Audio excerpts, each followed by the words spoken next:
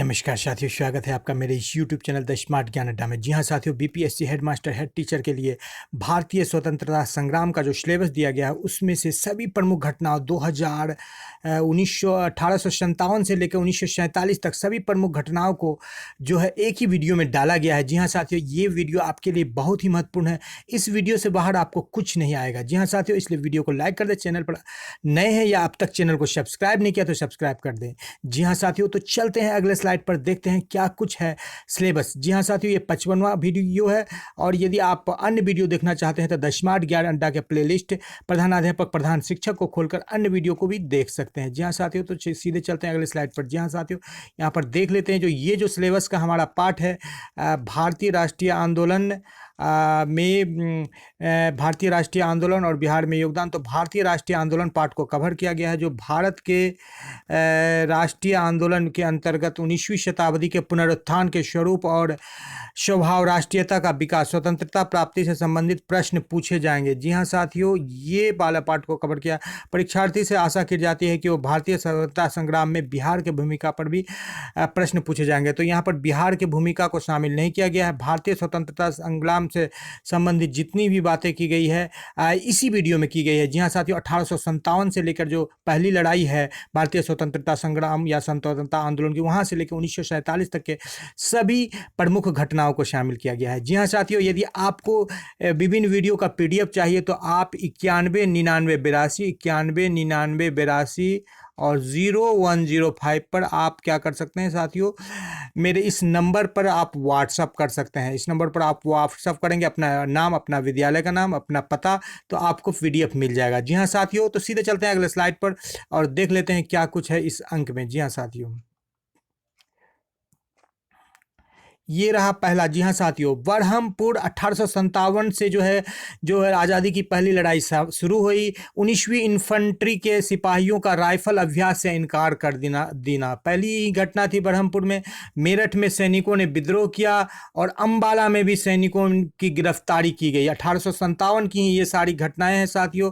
ले लेते हैं नेक्स्ट। तो 1857 में बैरकपुर में ही सबसे पहले बैरकपुर में मंगल पांडे का ब्रिटिश अधिकारियों पर हमला किया गया और यूरोज को उन्होंने मार दिया, गोली से उड़ा दिया गया, जिसके कारण मंगल पांडे को क्या कर दिया गया, फांसी दे दिया गया। 1857 में लखनऊ में भी विद्रोह हुआ साथियों। ले लेते हैं अगला स्लाइड। जी हाँ साथियों, 1857 में पेशावर में मूल सेना का निशस्त्रीकरण हुआ, जो कि पाकिस्तान पड़ता है वर्तमान में। 1857 में कानपुर में दूसरी केलवरी का विद्रोह, सत्ती चौड़ा घाट नरसंहार। जी हाँ साथियों, 40 नाव के द्वारा जो अंग्रेज भाग रहे थे और बीबी घर में महिलाओं और बच्चों का नरसंहार। तो बीबी घर में वहां पर कुआं में डाल दिया गया और इसमें दोनों सत्ती चौड़ा में जो कानपुर के पास नरसंहार हुआ था, 40 नाव से अंग्रेज जा रहे थे, भाग रहे थे। तो 4 अंग्रेज पुरुष बचे थे और 125 महिलाएं और बच्चे बचे थे। बाद बाकी शेष को मार दिया गया था। जी हाँ साथियों, और बीबी घर हत्याकांड में सबको कुआं में डाल दिया गया था। अभी वहां पर तात्या टोपे का मूर्ति लगा हुआ था। जी हाँ साथियों, 1857 में जब जो विद्रोही गए उधर, तो वो कानपुर बहादुर सफर से मिल गए। वहाँ सेराई की लड़ाई हुई साथियों। झांसी में रानी लक्ष्मीबाई का दत्तक पुत्र को हक को नकारे जाने के प्रति विरोध प्रदर्शन और हमलावर सेनाओं के झांसी को बचाने का सफल प्रयास। जी हाँ साथियों, झांसी की रानी लक्ष्मीबाई ने, जिसे मणिकर्णिका भी कहा जाता है, उसने यहाँ पर लोहा लिया था अंग्रेजों के साथ। जो अंग्रेजों ने विलय संधि किया था कि जिसके भी पुत्र नहीं रहेंगे तो वो उसका राज्य को मिला लिया जाएगा, तो उसने उससे इनकार कर दिया और अंग्रेजों से लड़ाई लड़ी। जी हाँ साथियों, ले लेते हैं अगला स्लाइड। 1857 में ही मेरठ में सिपाहियों और भीड़ द्वारा 50 यूरोपियनों की हत्या कर दी गई, ब्रिटिशों की हत्या कर दी गई। 1857 में कानपुर की दूसरी लड़ाई, तात्या टोपे का सेना को हराना। जी हाँ साथियों, तात्या टोपे ने काफ़ी परेशान कर दिया था। इनका नाम टोपे इसलिए पड़ा था कि बाजीराव द्वितीय ने उन्हें टोपी प्रदान की थी उपहार के स्वरूप। 1857 में झेलम में देसी सेना तथा ब्रिटिश विरोधी गदर हुआ मार। गुरदासपुर त्रिम्पू घाट की लड़ाई हुई साथियों। 1858 में कलकत्ता में ईस्ट इंडिया कंपनी को समाप्त कर दिया गया। 1858 में ही ग्वालियर की लड़ाई, जिसमें रानी लक्ष्मीबाई ने मराठा बागियों के साथ सिंधिया शासकों के कब्जे से उसको अलग करवाया था साथियों, कब्जे से ले लिया था और रानी लक्ष्मीबाई ने इस विद्रोह का नेतृत्व किया था। जी हाँ साथियों, ले लेते हैं अगला स्लाइड। तो इसमें ग्वालियर में छुड़वाया था और 1858 में झांसी में रानी लक्ष्मीबाई की मौत हो गई थी 1858 ईस्वी में। और 1859 में शिवपुरी में तात्या टोपे कब्जे में और उनकी हत्या हो गई। तो यहाँ पर लगातार है, पहले 58 में झांसी में रानी लक्ष्मीबाई की, फिर तात्या टोपे की। तात्या टोपे ने काफ़ी परेशान। 1876 में महारानी विक्टोरिया भारत की साम्राज्ञी घोषित की गई। जी हाँ साथियों, जो लेडीज रानी होती है उसे साम्राज्ञी घोषित किया जाता है 1885 में। जी हाँ साथियों, 1876 तक ये प्रमुख घटना थी। उसके बाद सीधे हम लोग चलेंगे 1885 में बॉम्बे में A.O. ह्यूम द्वारा, जो कि रिटायर्ड अंग्रेजी ऑफिसर थे, 72 प्रतिनिधियों के उपस्थिति में जो है तेजपाल संस्कृत महाविद्यालय में जो है राष्ट्रीय कांग्रेस की स्थापना की गई। जी हाँ साथियों, और पहले अध्यक्ष उसके थे सुरेंद्रनाथ बनर्जी थे साथियों। 1858 में ही लॉर्ड कर्जन के द्वारा वायसराय बन गए और 1905 में एक बड़ी घटना हुई, स्वदेशी आंदोलन शुरू हो गया। इसलिए शुरू किया गया था साथियों कि अंग्रेज जो है बंगाल को विभाजन करना चाहते थे, तो अंग्रेज ने नहीं माने और लॉर्ड कर्जन ने ही बंगाल का विभाजन कर दिया। और 1906 में ढाका, जो अभी बांग्लादेश में है, ऑल इंडिया मुस्लिम लीग का गठन हुआ। ये गठन आगा खां तृतीय के नेतृत्व में हुआ। 1908 में 30 अप्रैल को खुदीराम बोस को फांसी दी गई। ये बिहार मुजफ्फरपुर में इन्होंने चेम्सफोर्ड की गाड़ी पर जो है बम फेंका था और ये 14 वर्ष की उम्र में फांसी पर चढ़ने वाले सबसे कम उम्र के शहीद हैं। 1908 में शहीद हुए थे खुदीराम बोस। जी हाँ साथियों, 1908 में मांडले राजद्रोह के आरोप में तिलक को 6 साल की सजा दी गई। जी हाँ साथियों, यहाँ पर ही तिलक ने जो है गीता रहस्यम लिखा था। ऐसे तिलक ने मराठा और केसरी पत्रिकाओं का भी संपादन किया था। और स्वराज हमारा जन्मसिद्ध अधिकार है, मैं इसे लेकर रहूँगा। मराठा का संपादन अंग्रेजी भाषा में और केसरी का संपादन जो है उन्होंने मराठी भाषा में किया था। 1909 में जो है मार्ले मिंटो सुधार अधिनियम हुआ था, जिसे इंडियन काउंसिल एक्ट के नाम से भी जाना जाता है। जी हाँ साथियों, ये सरकार के द्वारा जो है भारतीयों को फुसलाने का एक प्रयास किया जा रहा था ब्रिटिश सरकार के द्वारा कि भारतवासी को फुसलाया जाए। जी हाँ साथियों, ले लेते हैं अगला स्लाइड। 1911 में जो है जब स्वदेशी आंदोलन काफ़ी जोर शोर पकड़ने लगी, तब हार्डिंग ने जो है दिल्ली दरबार आयोजित करके, हार्डिंग उस टाइम वायसराय थे, हार्डिंग ने दिल्ली दरबार आयोजित करके बंगाल के विभाजन को रद्द कर दिया था साथियों। और 1912 में जस्ट उसके अगले वर्ष नई दिल्ली भारत की राजधानी बनी। जी हाँ साथियों, दिल्ली कलकत्ता उससे पहले राजधानी थी, कलकत्ता से स्थानांतरित होकर के राजधानी दिल्ली बन गई। 1912 दिल्ली में हार्डिंग की हत्या भी हो गई साथियों, जिसे साजिश बताया गया। 1914 में सैन फ्रांसिस्को में गदर पार्टी का गठन किया गया। जी हाँ साथियों, ये गदर पार्टी का गठन जो किया गया था। 1914 में कोलकाता में कोमारगत्ता मारू की घटना हुई और 1915 मुंबई में गोपाल कृष्ण गोखले की मौत हो गई। जी हाँ साथियों, लखनऊ एक्ट पर जो है समझौता हुआ अली जिन्ना के साथ 1916 में। जी हाँ साथियों, हस्ताक्षर हुए। उसके बाद ले लेते हैं अगला स्लाइड, ये रहा। 1916 में ही जो है तिलक द्वारा पुणे में पहली इंडियन होम रूल लीग का गठन किया गया। होम रूल लीग जो चाहते थे, ये जो गरम दल के नेता थे, ये चाहते थे कि हम खुद से ही अपना शासन करें, उसे ही होम रूल लीग का नाम दिया गया है। 1916 में मद्रास में एनी बेसेंट द्वारा होम रूल लीग का नेतृत्व किया गया, ये भी एक ब्रिटिश अधिकारी थी। 1917 में चंपारण में गांधी जी ने जो है पहला आंदोलन शुरू किया, जिसमें उन्हें सफलता भी मिली थी। रामचंद्र शुक्ल के ये आगमन पर आए थे और चंपारण में जो 3 कठिया प्रथा चल रही थी कि किसानों को नील की खेती करनी पड़ती थी जमीन के 3/20 हिस्से पर, तो उसे समाप्त करवाया था गांधी जी ने। इसी आंदोलन से प्रभावित होकर के इन्हें रविंद्रनाथ टैगोर ने जो है महात्मा की उपाधि दी थी और रामचंद्र शुक्ल ने इन्हें बापू कहकर बुलाया था। जी हाँ साथियों, 1917 में राज्य सचिव एडविन शैम्पिल मैंटिग्यू द्वारा मैंटिग्यू घोषणा की गई, जिसे मैंटिग्यू चेम्सफोर्ड सुधार अधिनियम के नाम से भी जाना जाता है। 1918 में चंपारण एग्रीरियन कानून पास कर दिया गया, यानी एग्रीरियन कृषि से संबंधित। 1918 में खेरा का आंदोलन हुआ था और खेरा में जो है इस आंदोलन में भी गांधी जी को सफलता मिली थी। और 1918 में ही भारतीय ट्रेड आंदोलन शुरू हुआ था, जिसका रिजल्ट निकला था कि 1920 में भारतीय ट्रेड कांग्रेस की स्थापना हो गई थी। जी हाँ साथियों, 1919 में जो है रोलेट एक्ट, जो कि काला कानून पास किया गया था अंग्रेजों के द्वारा, जिसमें बिना किसी आरोप के ही डायरेक्ट गिरफ्तार कर लिया जाता था लोगों को। इसके विरोध में जो है जलियांवाला बाग में शांतिपूर्ण सभा हो रही थी, जिसमें जनरल डायर ने जो है गोलियां बरसा दी थी और हजारों लोगों की जान चली गई थी, खून की नदियां बह गई थी। 13 अप्रैल 1919 का दिन था, जिसे जलियांवाला बाग हत्याकांड के नाम से जाना जाता है। 1919 में ही लंदन में इंपीरियल लेजिस्लेटिव काउंसिल द्वारा बैलेट अधिनियम पास किया गया था। 1919 में खिलाफत आंदोलन शुरू हो गया। 1920 में तिलक का कांग्रेस डेमोक्रेटिक पार्टी का गठन किया गया। 1920 में ही असहयोग आंदोलन गांधी जी ने शुरू किया, जिससे बाद में खिलाफत आंदोलन मिल गया था। अखिल भारतीय ट्रेड यूनियन कांग्रेस की स्थापना भी 1920 में हुई थी और 1920 से 1922 तक खिलाफत आंदोलन भी चला था। जी हाँ साथियों, 1920 कलकत्ता गांधी जी द्वारा प्रस्ताव पारित, जिसमें अंग्रेजों से भारत के अधिराज्य का दर्जा देने को कहा गया। और 1921 में मालाबार में मोपला विद्रोह किया गया, जिसमें कर लिया जाता था। चौरी चौरा हत्याकांड 1922 में जो असहयोग आंदोलन चल रहा था, वो अहिंसक रूप से चलाना था गांधी जी को, लेकिन चौरी चौरा में जो है पुलिस थाने पर आग लगा दी गई और बहुत से ब्रिटिश को मार दिया गया। तो इसी के बाद से जो है गांधी जी ने जो है असहयोग आंदोलन को वापस ले लिया था। जी हाँ साथियों, तब सभा ने अवज्ञा आंदोलन चलाया था। 1922 में इलाहाबाद में स्वराज पार्टी का गठन किया गया सरदार वल्लभ भाई पटेल के द्वारा।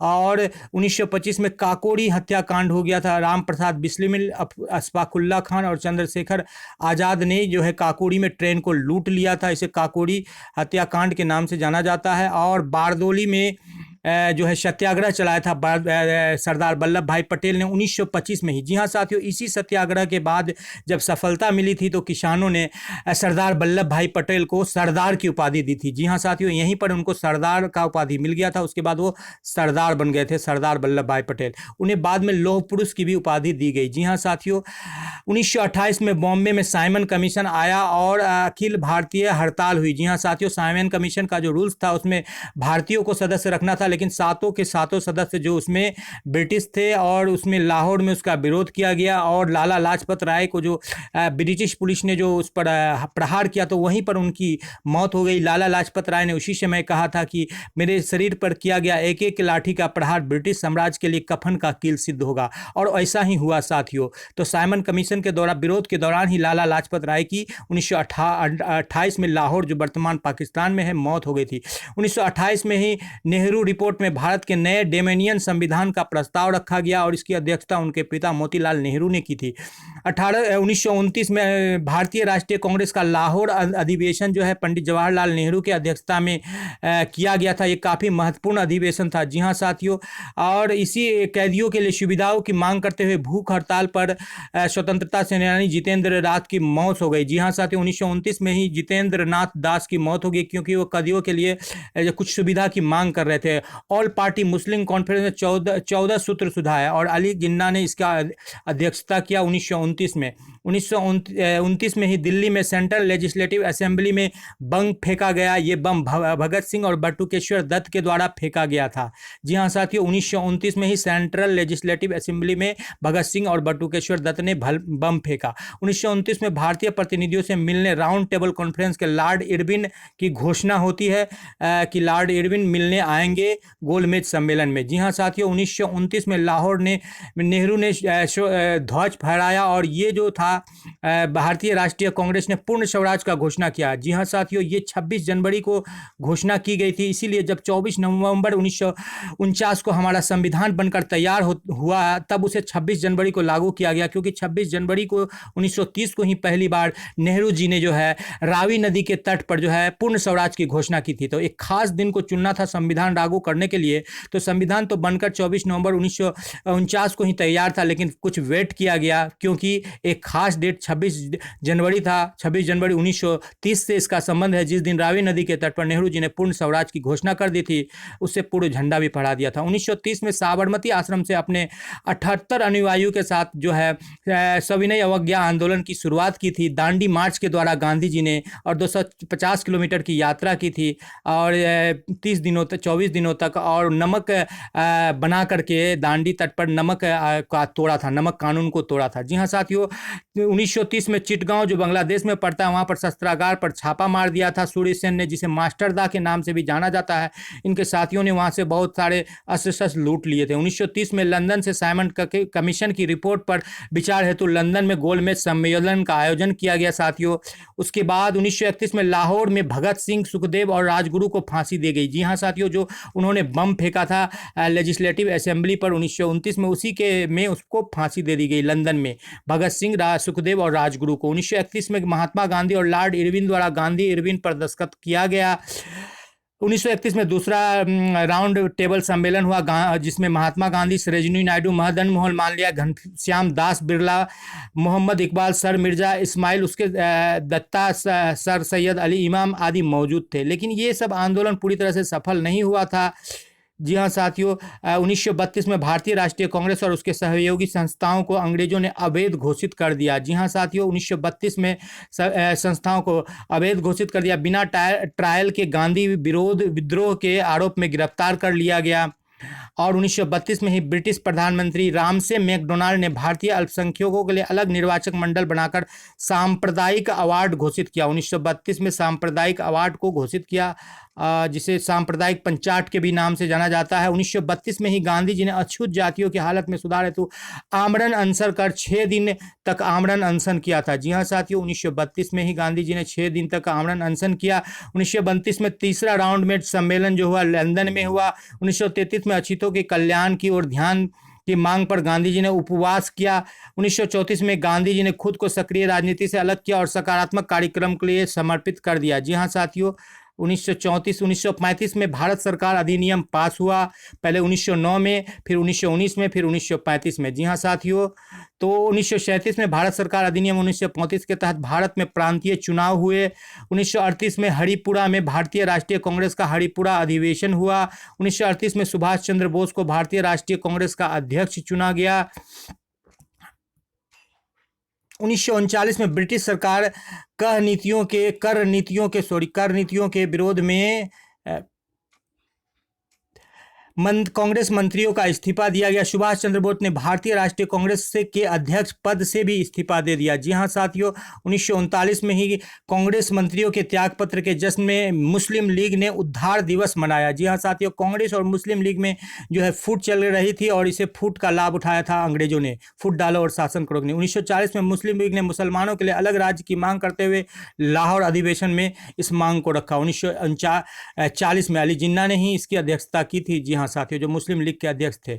1940 में लॉर्ड लिलिथगो ने अगस्त ऑफर 1940 बनाया, जिसमें भारतीयों को उनका संविधान बनाने का अधिकार दिया गया। जी हाँ साथियों, लिलिथगो ने 1940 में वर्धा में ही कांग्रेस कार्डनी ने अगस्त ऑफर ठुकराया और एकल सत्याग्रह शुरू किया। 1941 में सुभाष चंद्र बोस ने भारत छोड़ा। जी हाँ साथियों, भारत छोड़ करके वो चले गए सिंगापुर। जी हाँ साथियों, 1942 में भारत छोड़ो आंदोलन या अगस्त आंदोलन शुरू हुआ। 1942 में चर्चिल ने क्रिप्स आंदोलन शुरू किया, क्रिप्स मिशन के नाम से जाना था। 1942 में भारतीय राष्ट्रीय कांग्रेस ने भारत छोड़ो प्रस्ताव किया। 1942 में गांधी जी और कांग्रेस के अन्य नेता गिरफ्तार हुए। 1942 में ही खुद सुभाष चंद्र बोस ने सिंगापुर में आज़ाद हिंद फौज का गठन किया। जी हाँ साथियों, 1943 में पोर्ट ब्लेयर सेक्युलर जेल को भारत की अस्थायी सरकार का मुख्यालय घोषित किया गया। काफ़ी महत्वपूर्ण है साथियों।